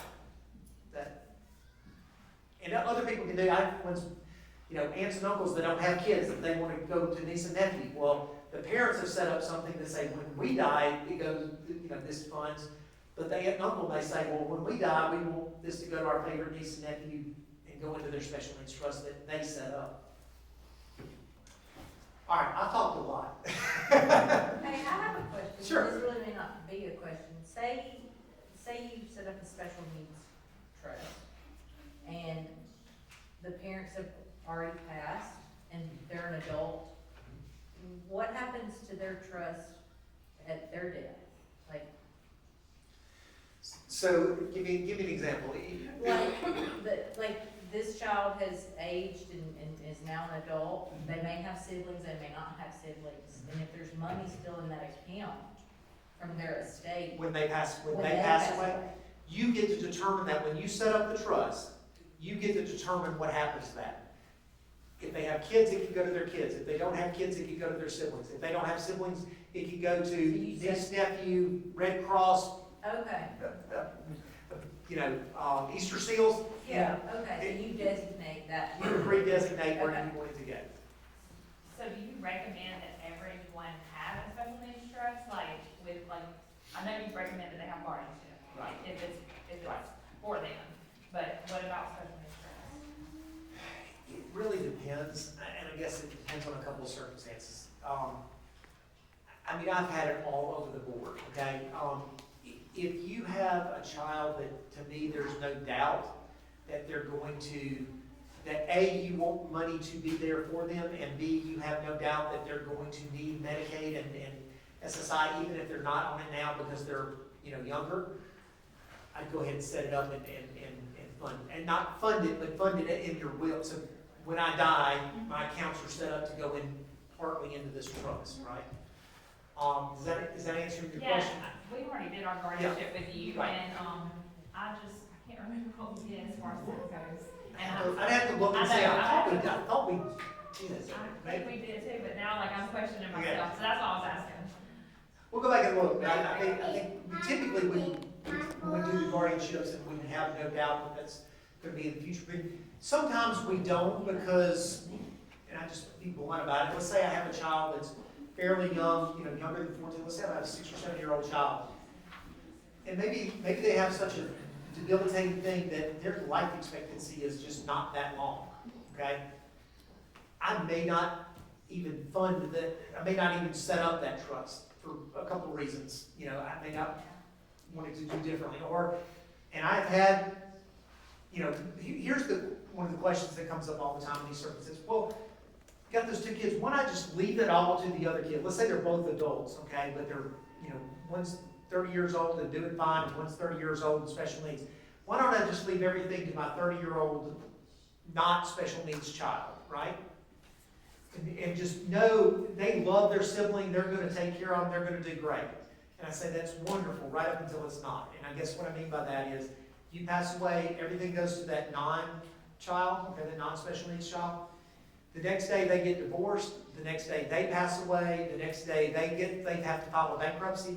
Well, the other half of the money that would have been there for your special needs child just went out the door in that divorce, in that bankruptcy, in that in that death to a spouse or somebody, So it's not that you distrust that other child to do what's in there. It's that circumstances beyond their control may dictate where things go. So that's why the trusts are so important. So yeah, typically if we see that on the horizon, they're going to need Medicaid, that's really the one that we look at the most. They're going to need Medicaid, let's set up a special needs trust. And again, it can be fun. I have a lot of times come in, I want 80% to go to this child and 20% to go to this one. And it runs the gamut. Some of it's the 80% goes to the special needs child because they're gonna have more needs, and 20% goes to one that can sort of make their way in life. Some of it, this one's gonna need to go to college, this one's gonna need this, you know, this, and this, so the 80% goes to them. This one's gonna have governmental benefits that they're entitled to. They're not going to live, they're always gonna be in a group home or a situation, that kind of thing. So I need to fund this budget. It goes both ways, and it's really just whatever that parent or loved one is wanting to do in that circumstance. So to kind of piggyback off of you saying, you know, the price is kind of went up like $3,000, is a special needs trust something additional onto that? Like, is that another thing? Yes, yeah. So typically because that's gonna be part of the estate planning, so typically that's gonna be an additional part of doing your will and your power of attorney. I mean, I think these days, if you came in, and let's just say you had two parents come in and they have one child that has special needs, okay? Will, power of attorney, medical directive, special needs trust, you're probably $2,500 for everything, okay? If it's just will, power of attorney, medical directive for the parents, and we're not setting up the special needs trust, typically it's about $1,000, okay? Say that again. Sure. I'm sorry, I'm writing and listening, I'm sorry, that's important. If a married couple, again, guys, understand, these are just off the cuff, your circumstances may be different. Yeah.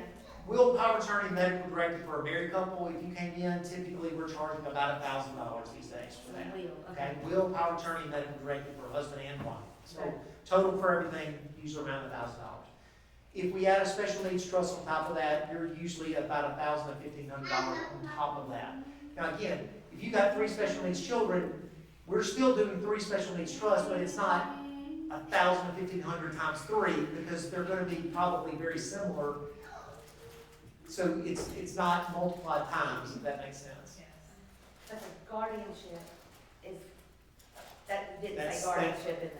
Right, that's separate, that's different, because that's with the probate court, and that's the thing I told you earlier, that if it's parents and nobody's, no controversies, and we're not having to get bonded with a conservatorship, that kind of thing, probably around $3,000 total for everything. 3 for that, and like 1,000 roughly of that, or, how much do you have to open a trust? Really zero. I mean, again, because most people right now are not funding that trust. Now, the document itself, just like if you had a deed to your house, it was like $10, another good and valuable consideration. Technically, because a trust is a contract, we have a thing on the very back page that says this trust is funded with $10, even though you don't really pay the $10, and it doesn't really go into an account. But the idea is it's a contract, so it has to have what we call stated consideration. But most people in your circumstances aren't setting up the trust now. They're just simply, now, if you set up an account with Alabama Family, there's a thing like through Alabama Family Trust, they require a $2,500 deposit. Right. If you just set up a special needs trust and you're naming your brother or your sister or one of the other children as your trustee for this child, nothing's really going in there now, so there's no reason to set up an account now. When you passed away and that money funded into that trust, that's when they would set up the account with the money that came out of your estate. And I've already. Think of it this way, right now you're creating the bowl, okay? You're And creating, there- and I'm just waiting on the money. that's right, and the money comes into the bowl when you pass away. We're all waiting. Like, I need someone to die to do all this. Are these trusts taxable? What's the tax? Good question. So, let me answer it a couple of different ways. Generally, an inheritance is not taxable, okay? So when you set up the trust, there's no tax. When they inherit, there's no tax. Now, there is one exception to that. Well, 2 exceptions. First of all, there are inheritance taxes, but right now the credit limit is $14 million. So unless your estate is above $14 million, there's no inheritance tax. The funding into the trust, okay, the inheritance itself is not income to them, whether it's to the individual or whether it's into the trust. It's not income to them, it's an inheritance, and therefore it's not taxable with one major exception, and that is retirement accounts that have never been taxed. So IRA, 401k, 403b, if you have one of those type of accounts that you've never paid the tax on, and if you went in and asked for the money, you would have to pay the tax on it yourself, they're gonna pay the tax on it. Okay, so it's just capturing the tax that you never paid. But other than those retirement accounts, my checking account, my CD, my house, my car, my bank accounts, None of that is taxable to them. Now, one last thing. Going forward, let's say again, $250,000 came into that account, right?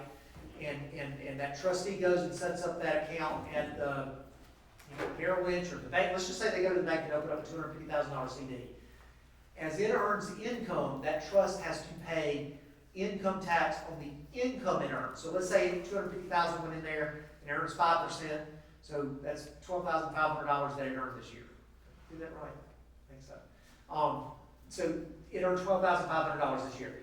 It would pay income tax. Trust would pay income tax on that $12,500. Does that make sense?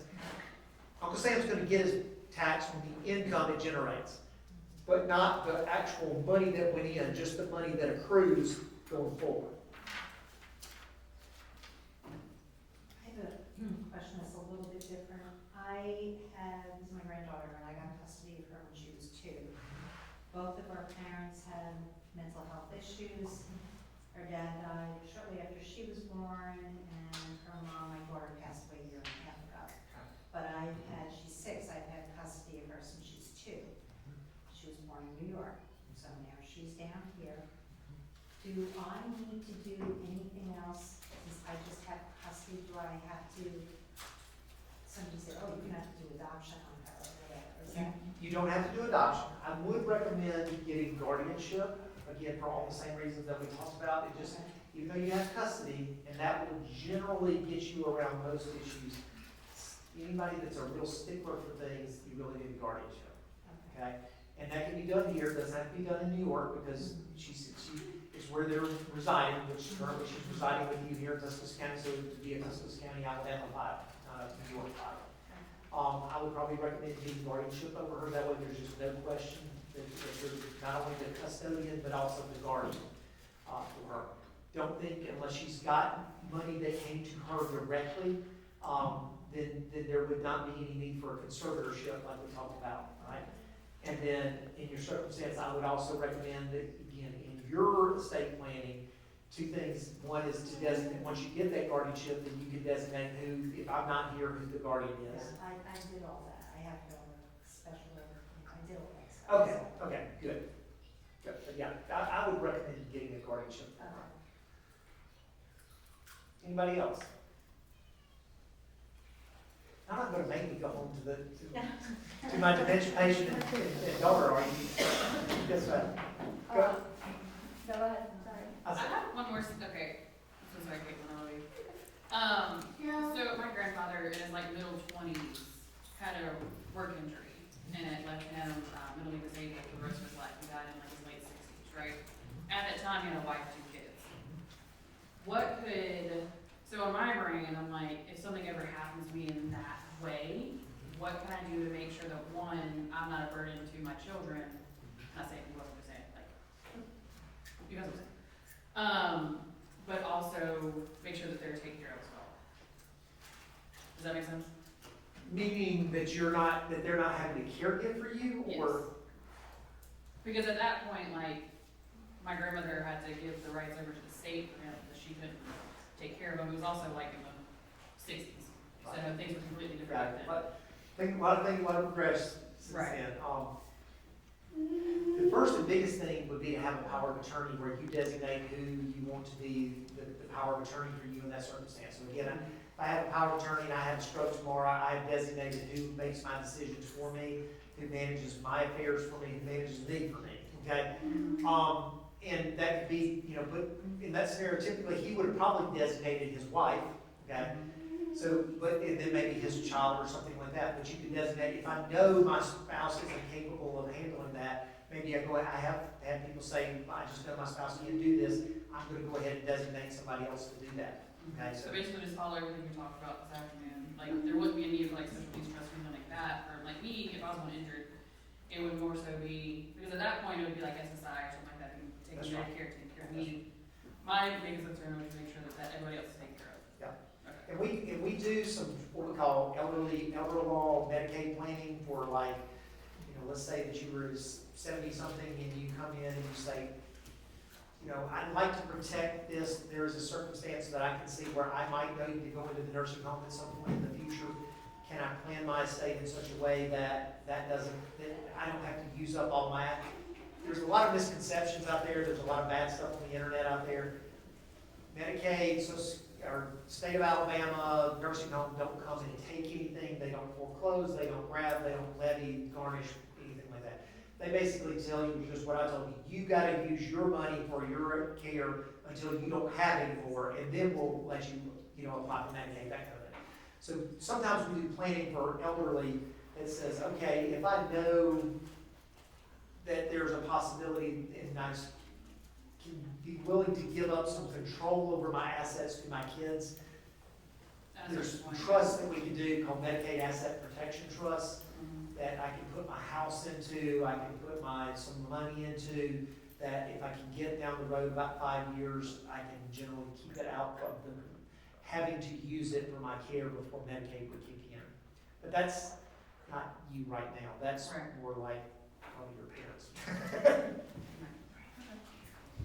Awesome. Is anyone here outside of Tuscaloosa County? Oh, we have a couple. Are you able to help outside of Tuscaloosa? Yeah, absolutely. We do all the surrounding counties. We go all over the state. I mean, I've got them in, right now, I've got stuff in Madison, Morgan, I've got two in Mobile right now, but certainly all the surrounding counties. If you're in Jefferson, Shelby, Higgins, Bibb, yeah, we do. We're down there for all the time. If I do all this in Alabama and I die and in 30 years my appointed person wants to take Chase to New York and live, it all, Good is question. it federal? No, it's a really good question. I give you a simple answer. The guardianship doesn't transfer. It will transfer, but basically, we always say it's pull, not push. So basically, what they would do is they would go to in New York, they call it surrogate court, okay? It's the same as our probate court. They would go to surrogate court in New York and say, there was a guardianship established for this person in Alabama. Pull the authority up here to New York, okay? Think about a simple, language. Right, they don't have to reprove that the person's incapacitated, they don't have to reprove that you're the right person. They just have to get the oversight of it transferred from A to B, okay? The trust, so if you set up a trust, like a special needs trust or that type of thing, trusts are generally borderless, meaning that the trust can transfer to New York and there's no issue whatsoever. You don't have to do anything with court, you don't have to do anything with anybody else. It's borderless. So that trust account, it doesn't require anything. It would just be the guardianship that would have. The thing that has court supervision is the thing that has to get transferred. The thing that doesn't have court supervision, the trust, doesn't have to have any transfer. What about guardianship, like water traveling, like Yeah. having a state? Yeah. Being my son's 19 and I'm traveling to Texas, and maybe they don't see the things, with my neighbors work there. Yes, because he's still a resident of Alabama. Okay. Even though you're in Texas temporarily, it's still under Alabama law. Would you need to physically keep that paper with you? Like, if Yeah. it's nonverbal? It's a good question. One of the things I do nowadays is tell people these things are actually useful sometimes, and that is take pictures or scan it as a PDF. So that you've got it with you, and don't take the original, but take this guy with you, and that way if you did have to do whatever, just flip it out and say, here, Your Honor, here, officer, here, whoever, here's where I have the authority to be able to do things for him. I have a funding question for a special needs trust. Like, I'll have a pension when I retire or whatever, and I can designate one person that gets it if I die, only one. Can that go to trusts without I know it's specialized in the pension, but it wouldn't, if they allowed it, it wouldn't be a problem. That's the answer. Okay. I was gonna say, Yeah. it depends on the plan. If the plan allows for that, you absolutely can do it. Unfortunately, a lot of plans don't provide for it. It has to be an individual. Because most of the time they're tied to, it stops when that individual passes away.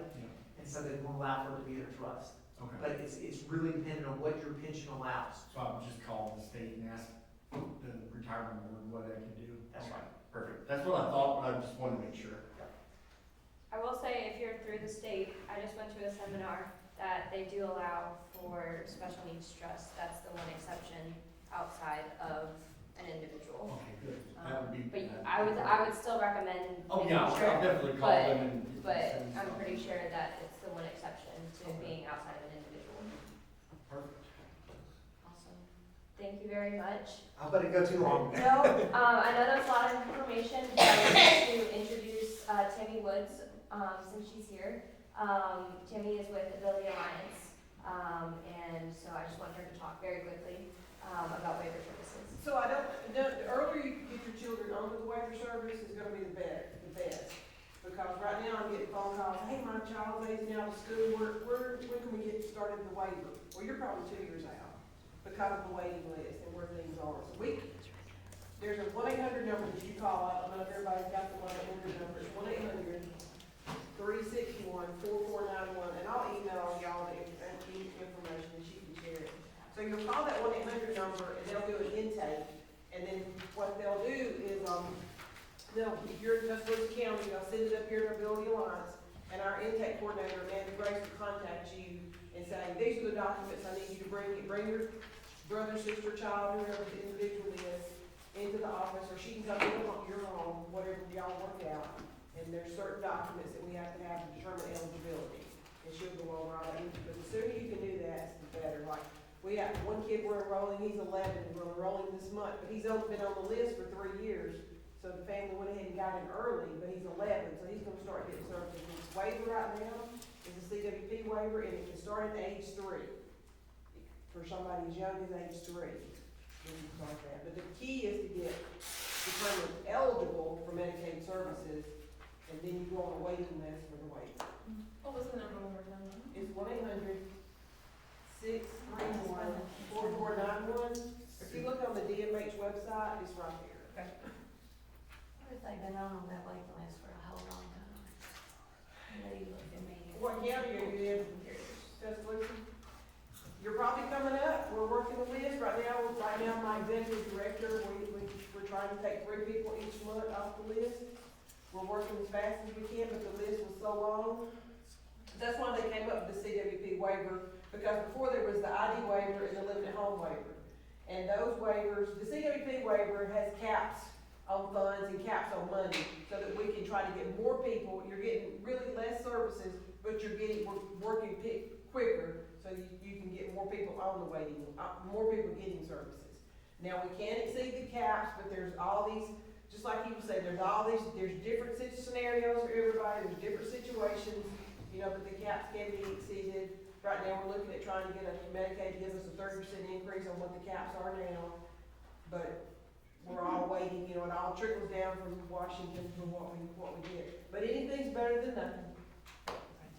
And maybe that's a good point too. When we talk about Medicaid's a weird animal because it's federally funded but state administrated. So it's this, every state has its own Medicaid laws. In fact, one of the things we deal with all the time on the elderly side is this idea of if I give my assets away, this Medicaid planning that we were talking about, Alabama's, it has to be out of your name for 5 years. Some states have gone to 7 years. But the federal sets the minimums that the states have to use, but not the maximum. So it's this weird, Medicaid in general is just this weird conglomeration of federal funds and regulations that come along with the funding, but then state administration has its own regulations of funding. Right, and the reason I asked about the able account is I have a lot of people that say, well, we make too much money, or we don't have that much money, and they won't even try to get on the Medicaid waiver, and then they get in an emergency situation, and then they're calling me, hey, it's an emergency. We've got to get it, and That's a great point. we do all we can do. For those emergency, for the kind of what you're talking about, like I got stuck in this position and I need to be able to dump it somewhere fast and qualify. Yeah, absolutely. Right. I just didn't know if you had set up anything. Yeah. Awesome. I will say that I do have a financial advisor contact. It's on my phone that's being used right now. But if you want that information, you can either email Abilio or I can give it to y'all before you leave tonight.